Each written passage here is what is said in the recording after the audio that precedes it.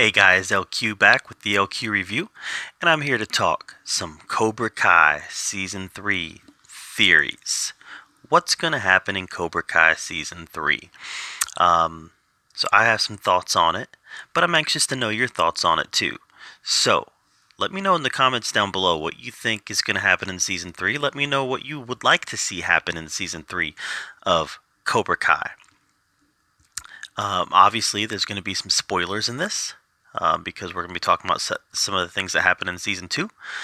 But just wanted to make sure you knew that as we start diving into what I want to see in season 3. Now we know that when Johnny was walking away, first let's address the big thing first. When Johnny was walking away, he threw his phone into the beach, and then we see that Allie had sent him a friend request. That's a big deal because we've been wondering, are we going to get Allie back? Is Allie going to return to the Karate Kid franchise? And it definitely looks like that's going to happen next season. So that's exciting. We'll circle back to Allie in a minute. Let's talk about Johnny. I believe Johnny has left Cobra Kai and that he is going to join Miyagi-Do Dojo. I believe that's what's going to happen. Him and Daniel had that moment at the end in the restaurant where Daniel was able to see that Johnny was changing and that he wanted to do the right thing, and they were able to find some common ground, and they were able to kind of walk out of there as friends. Yeah, they had the whole fight scene in the last episode between Johnny and Daniel. I felt that whole fight scene seemed a little forced.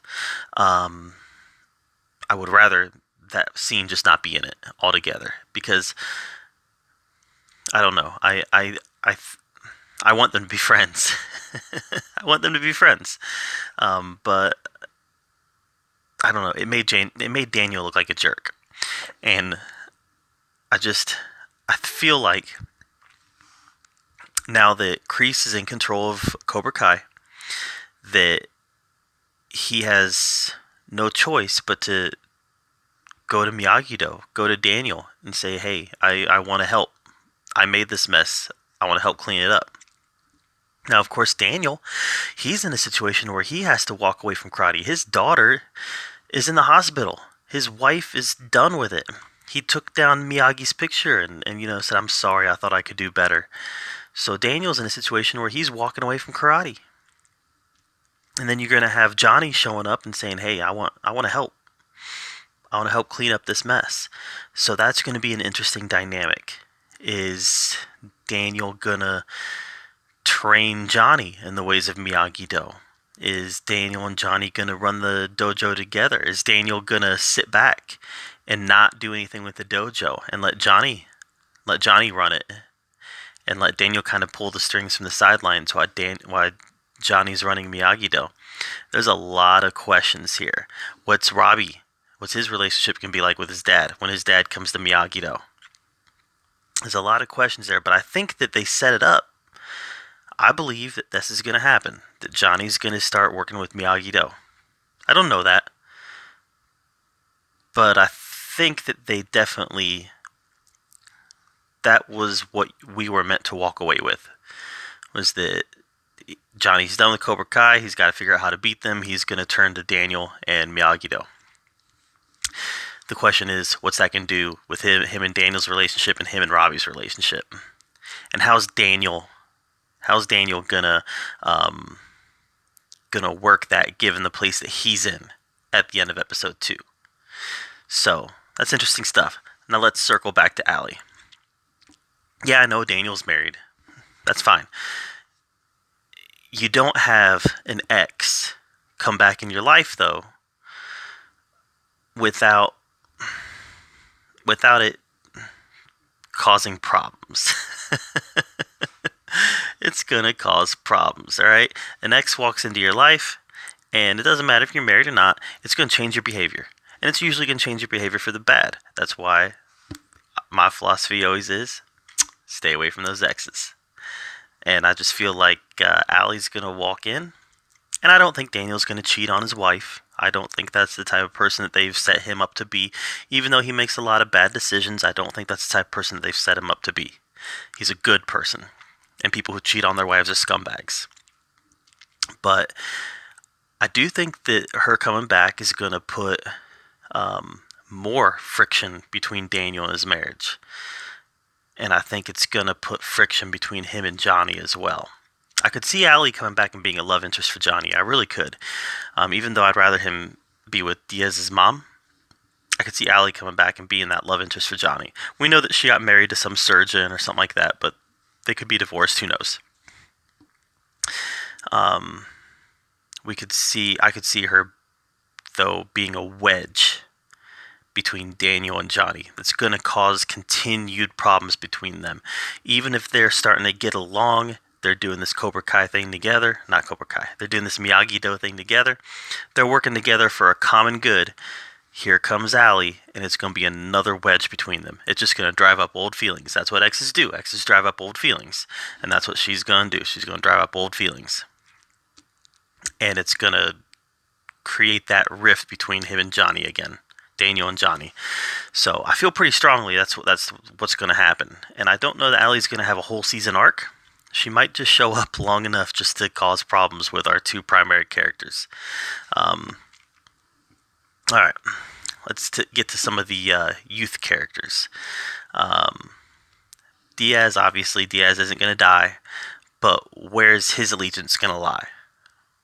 When he is recovered, is he going to go back to Cobra Kai, or is he going to go to Miyagi-Do? My theory is that he's going to go wherever Johnny's at. I believe that Diaz's allegiance is with Johnny, and I believe he's going to go wherever Johnny's at. And I think that it makes a lot of dramatic sense for him and Johnny to go to Miyagi-Do. If him and Johnny are both at Miyagi-Do, there's more potential for internal conflict there between Diaz and Robbie. How are they going to sort out their differences to work together on the same team? That is more story to tell right there. Diaz and Robbie trying to work things out. I don't think it makes sense for Diaz to fall on the side of Cobra Kai. I really don't. I don't think that I think they established at the end of the last episode that he was not buying into Kreese's philosophies. He was buying into Johnny's. So I don't see any reason why he would follow Kreese. I believe Diaz is going to go to Miyagi-Do. Now, Tory, I think they already established at the end that Tory, Hawk, Stingray, I think Kreese has his soldiers. The question is Hawk a character that is bad enough that he can carry Season 3 as the primary youth antagonist? We know that Kreese is the primary antagonist, but can Hawk carry it as the primary youth antagonist? And my answer, I believe that's no. I believe they're going to have to get another youth antagonist in there to kind of be the primary one. I think Hawk works good as a supporting character, but I don't think he's going to be that primary youth bad guy. Also, a youth bad guy is Tory. I do have a theory about Tory. I believe that Tory is a Kreese. This is an outlandish, bold theory, but I believe Tory is a Kreese. I believe that she is his granddaughter. She immediately preceded the return of Kreese, and I believe that just the clues are there. The context clues are there. She came in already knowing how to fight. She came in already with a chip on her shoulder. She came in already already being confrontational with the LaRussos. I believe she's a Kreese. I could be wrong. I'm probably wrong. But I feel like Tory's a Kreese. But I also feel like she's going to be an antagonist. I don't think she's a character that's going to have a big redeeming arc. I kind of hope I'm wrong on that. I kind of hope Tory has a redeeming arc because I really like her. I really like the character. But I don't think she's going to have a redeeming arc. I think that she's an antagonist. Yeah, I already talked a little bit about Hawk. I think...